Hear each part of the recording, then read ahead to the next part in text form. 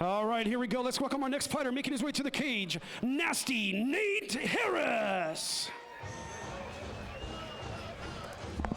Nate Harris making his way to the cage now. The 5'9" tall fighter's 28 years old, stands in the orthodox position, making his debut fight here tonight at the University of Mixed Martial Arts. A great place for your debut, of course. His hometown of Santa Fe, New Mexico. Actually, he trains with 10th Planet Santa Fe, one of the many satellites of Eddie Bravo's 10th Planet Empire, where he's currently a purple belt under Tate Fletcher, who you may or may not have heard mentioned consistently on the Joe Rogan Experience podcast. Well, by fight, I think you mean combat jiu-jitsu match.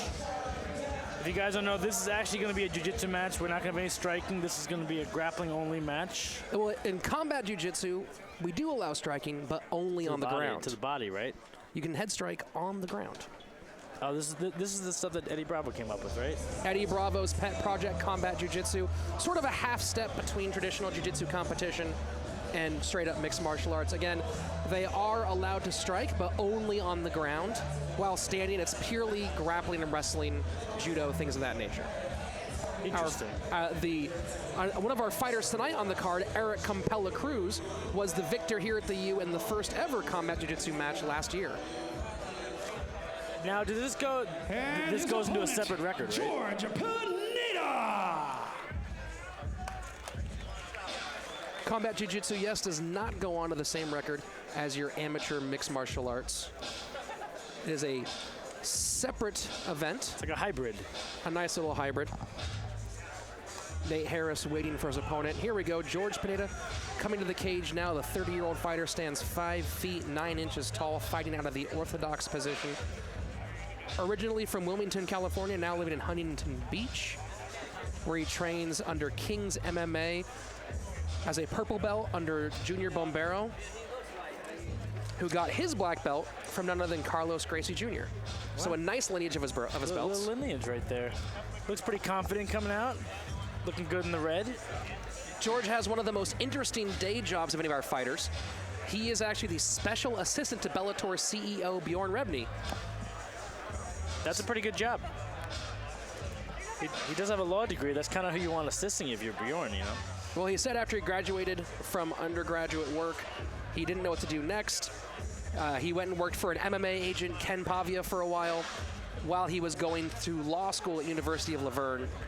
After law school, worked in private wealth management for about 14 months, really didn't like it, and Ken called to tell him that Bellator was moving to Southern California and that Bjorn Rebney needed someone in SoCal to be his special assistant. And he's been there for about 9 months now. Since he's learned a lot about MMA promoting, in particular that putting on an event such as one like tonight, that's a 24/7, 365-day-a-year industry. It's not just the show time, it's the hours before, the hours after that really go into putting on a show that people want to watch. And here we have him on his day off fighting. Can't get away from it. Well, once you're in, I think you're in. Pretty much. Pretty much. Let's send it back to the cage now with Salvador Arellano. All right, ladies and gentlemen, our next fight is scheduled for 3 2-minute rounds in the competition of combat jiu-jitsu. Introducing first, fighting out of the blue corner. Comes to the cage with a record of 1 win and no losses. He stands at 5 feet 9 inches tall and weighing at 161.8 pounds. Representing 10th Planet Santa Fe from Santa Fe, New Mexico, Nasty Nate Harris. And his opponent across the cage, fighting out of the red corner, making his debut. He stands at 5 feet 9 inches tall and weighing at 158.6 pounds, fighting with King's MMA and Testai Brazilian Jiu Jitsu from Huntington Beach, California, Jorge Pineda. Man in charge of the action, Mike Bell. Here we go, everybody. Combat jiu-jitsu tonight. Jorge Pineda in the red corner, Nasty Nate Harris in the blue corner. It's a great nickname. All right, here we go. A little combat jiu-jitsu. Notice both guys coming out in a wrestling stance, not much worry about getting kicked in the face early on. Here we have looking for some control here against the cage. Not really sure how he's looking to get to the ground, but I think a little change of positions. George working now for a takedown, grabbing a high single. He's got himself a single, and he's got himself a takedown. Now they can strike.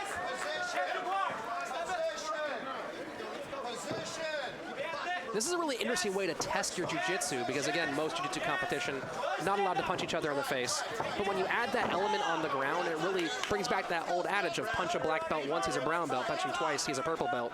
Punch him 3 times, he goes straight from purple to white. Let's see what belts these guys are going to be in a little bit.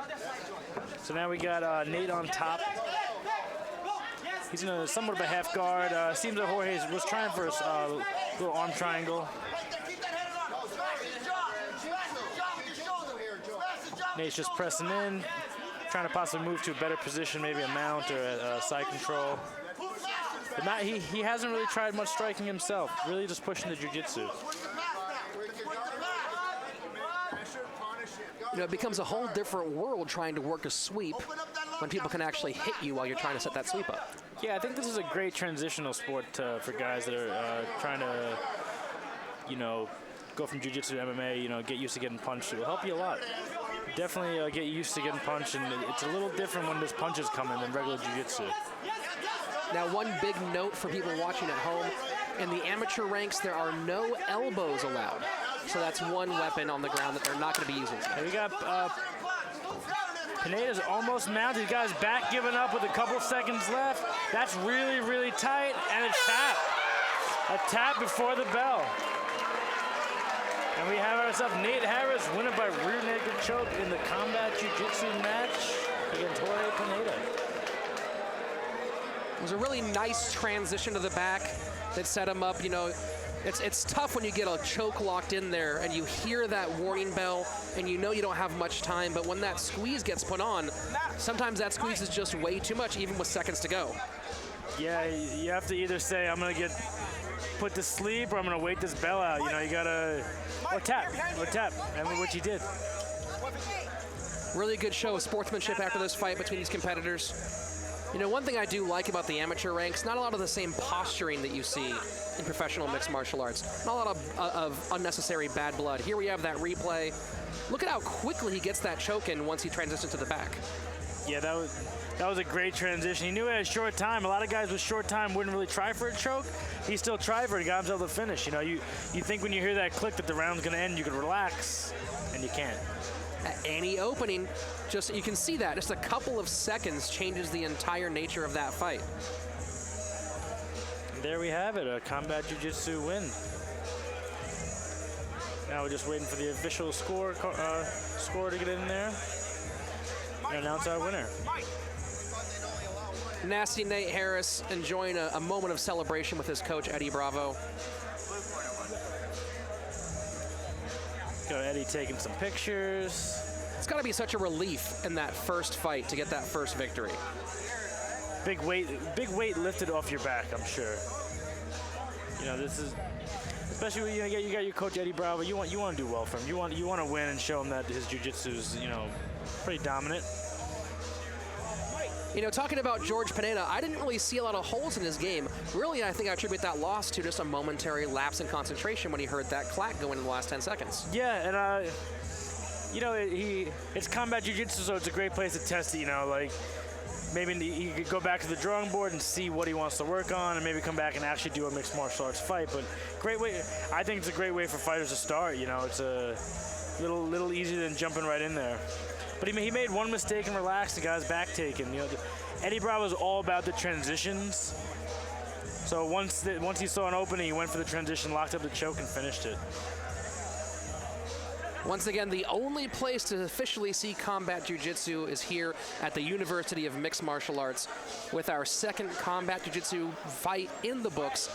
Let's enter the cage now to hear our official decision with Salvador Arellano. The third man in the ring, Mike Bell, brings a fight to a halt 1 minute, 58 seconds into the first round. Your winner by tap out by way of rear naked choke. Out of the blue corner, Nasty Nate Harris.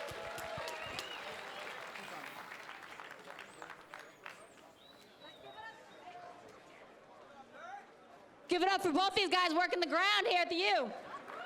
Nate, you came all the way out here from Santa Fe to work the ground. How do you feel that combat jiu-jitsu feeds into your MMA game? I think it's great. Yeah, it's so awesome. You know, Eddie was like, hey, I need a 10th Planet guy to represent and do this. And I was like, yeah, of course. I want it. Yeah, it's awesome. It's awesome. It is awesome. And can we expect you back here for full MMA at the U? Who knows? Maybe. We'll see. You want to say thank you to all your friends and everybody that supported you, came out and watched you today? All your 10th Planet family members supporting you out here? Oh yeah. I mean, all the 10th Planet guys everywhere, family. You know, that's what's so cool about 10th Planet. No matter if I know you, we're friends on Facebook, like we're family. And so, you know, everybody, all the 10th Planet, especially my guys back home, Conrad, Kyle, Ruben, those guys were there every single training session to beat me up and prepare me for this. So, yeah. Right on. Let's give it up for him. Nasty.